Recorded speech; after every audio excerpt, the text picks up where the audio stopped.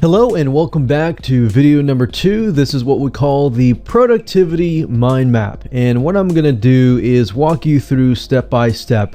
So before we actually jump right in and show you different, productivity tools and all that good stuff, we're going to focus on first and foremost what we call idea dumping. So what I want you to do is, whether that is to pull out a piece of paper and pen or pencil, or if you want to utilize your iPhone or smartphone, that's fine too. But what you want to do is you want to list down all of the tasks or to-dos. So your list most likely may seem like a lot and can be overwhelming, and that's why the next steps are important. So what I'd recommend that you do is just pause this video, jot down all of your tasks and your to-dos. Now, you might be thinking, well, should this be my personal stuff if I'm focused on productivity of my business or my career? Yes, you definitely want to list down all of your tasks, your personal, your career, and your business, and even your fun time. Because what you're trying to do is you're trying to get an overarching view of all of your tasks. So that way we can begin to prioritize, which I'll show you in just a minute. And then once you have that list of tasks, and hopefully you've paused this video and you've done that, you want to itemize those tasks. And you want to itemize your list based on categories. So we're not trying to just prioritize the whole list. We are trying to look at the list of things that we have to do in the day-to-day things included, and then what we want to do is categorize them. So make sure that you create categories.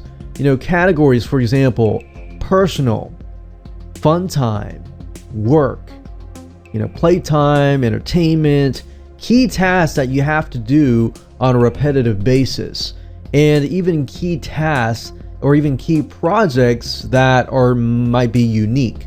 So they can be consistent and they can also be unique. But what you're trying to do is you're trying to categorize them. So okay, I'm spending this amount of the day on personal stuff, and a lot of times we don't realize that until we really write it down. We don't realize that all of our time is being spent maybe on the phone, or maybe being interrupted, or maybe being distracted.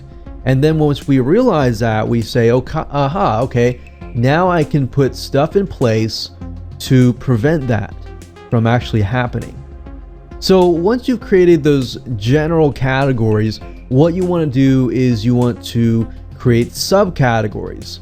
And the reason why is that if you think about the saying, when you actually complete a task, generally speaking, the task can be split up into baby steps. And by doing that, the actual task gets completed, right?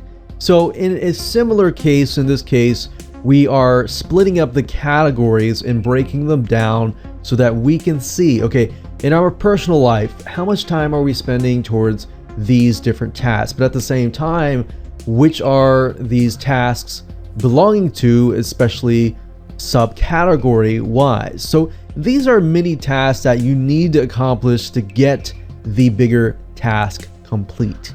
And this is what is going to really help you really break things down, and then it's going to be applicable. Your brain, when your brain looks at a task, like say for example a project, it becomes very overwhelming and very frustrating because the task looks so big. But when you break things down into subcategories and then categories, and then you are able to kind of see a roadmap of what's happening in your life. And that's when we can begin to define the priorities, which we'll talk about in video number 3.